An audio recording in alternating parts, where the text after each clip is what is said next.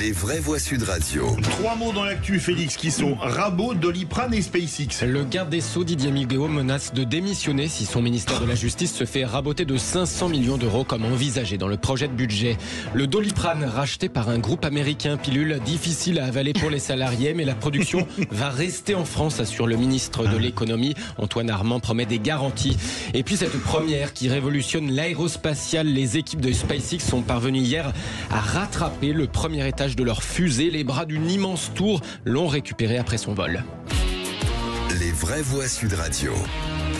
500 millions d'euros en moins pour la justice, c'est ce que prévoit le projet de budget 2025 et c'est trop pour le nouveau garde des Sceaux. Pourtant Didier Migaud, passé par la Cour des comptes, c'était un peu le spécialiste des finances publiques, le monsieur économe de service avant sa nomination à la justice, mais cette fois c'est trop, le coup de rabot semble aller trop loin même pour lui. Donc chez nos confrères de RTL, il indique négocier dur en ce moment avec les services du Premier ministre. J'ai posé comme principe d'obtenir les crédits nécessaires pour que les engagements soient respectés en termes notamment d'effectifs. Ça me paraît essentiel. Si on en reste à la lettre plafond, oui, je ne vois pas ce que je ferai encore au gouvernement, mais j'ai eu des assurances du Premier ministre et je lui fais totale confiance. Il est tout à fait conscient de cette situation. Voilà, je lui fais confiance, je le dis avec le sourire poli, mais c'est dit quand même.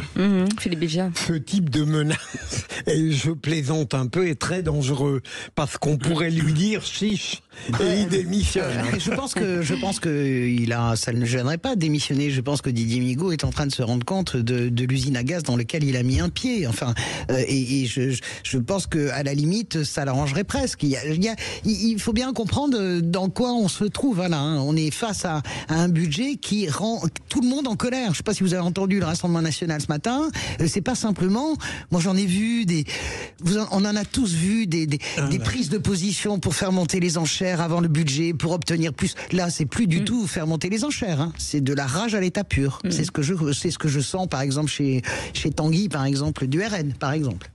Jean-Michel Fauvergue. Moi, je voudrais savoir si on a prévu des grands bras à la manière de SpaceX pour récupérer la comète Migaud qui est en train de s'enflammer et de partir dans tous les sens.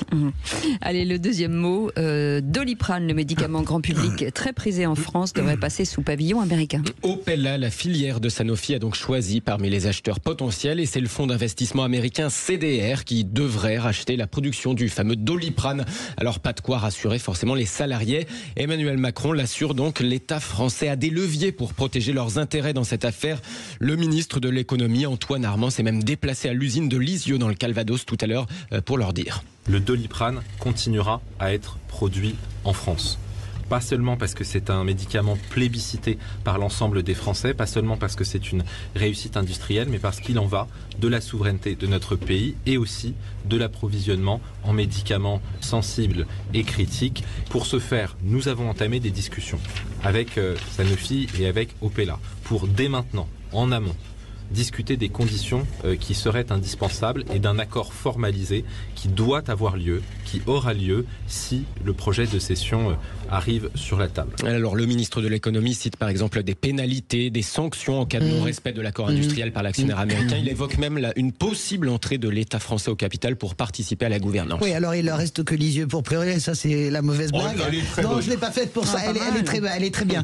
Non, sérieusement, on est tous autour de cette table. On a vu ce qui s'est passé avec Alstom. On a vu les promesses de General Electric. On a tout vu. On a vu ce qui s'est passé avec Mittal. On a vu ce qui s'est passé avec ArcelorMittal. J'allais vous le dire. Florange, avec Édouard Martin, je m'en souviens. J'ai découvert ça toute ma vie. Sérieusement. Excusez-moi, on a vu ce qui s'est passé avec Goodyear. Oui, j'avais oublié Goodyear. Sérieusement, qui peut croire que le fonds de pension qui rachète, qui peut croire à ces fables? Sérieusement. Mais moi, je pense qu'en plus, le gouvernement a des moyens. Il y a le décret Montebourg qui peut être utilisé pour bloquer la vente. Le gouvernement a les moyens de bloquer. Il faut bloquer. On va au désastre. Là, tout va très bien se passer. Vous allez voir dans un an. Tout le monde va pleurer. Et c'est insupportable, en fait. Insupportable.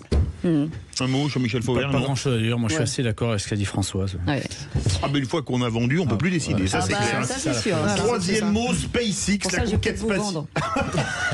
Vous pouvez plus rien dire après. La conquête spatiale a vécu hier une première historique. Voilà, ça se bat au portillon. Cette première historique en matière d'aérospatiale, cette manœuvre spectaculaire, la fusée d'Elon Musk a récupéré le premier étage de sa méga fusée Starship après un vol de 9 minutes. Le premier étage est tout simplement revenu sur son pas de tir. Il est redescendu. Il a été rattrapé par 2 immenses bras mécaniques. C'est dingue. Incroyable. Une explosion de joie des équipes de SpaceX après cette première historique. Imaginez rattraper un Boeing en plein vol, pour reprendre l'image de Thomas Pesquet.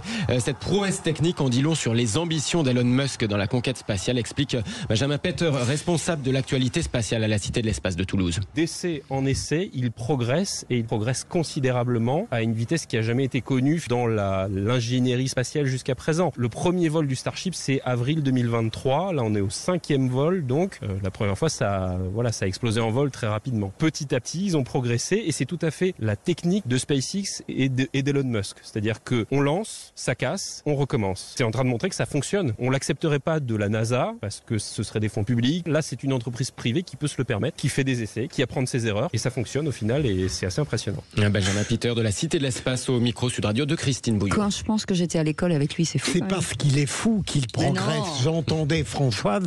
Et deuxièmement, il est plus doué dans ce domaine que dans la gestion de X. Oui, ou de la politique. Non, mais c'est vrai qu'il est génial. Il est à la fois effrayant, mais il est à la fois fascinant. Il vit son rêve éveillé. Cet homme a une obsession, c'est qu'on aille sur Mars parce qu'il considère que la fin de vie sur Terre, elle est programmée et qu'il faudra trouver d'autres colonies. Et donc, moi, je suis effrayé et fasciné quand même par cet homme. Et moi, je le trouve fascinant. Moi, je trouve ça très inquiétant. Je trouve ça très inquiétant. C'est des choses qui se faisaient par les États auparavant. Maintenant, c'est financé par plus d'argent, tu sais bien, le privé.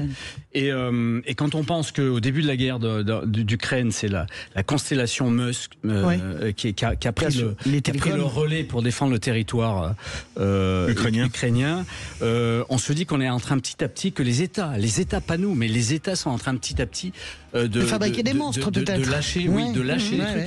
Et je vous rappelle que ça me rappelle à chaque fois Spectre de 007 de James Bond. Il se fait penser au Spectre, lui. Tout à fait. Ouais, c'est vrai qu'il y a un côté Spectre. Et grâce à Elon Musk, on n'a plus de désert de zone blanche pour les téléphones. Si vous mais d'accord, mais c'est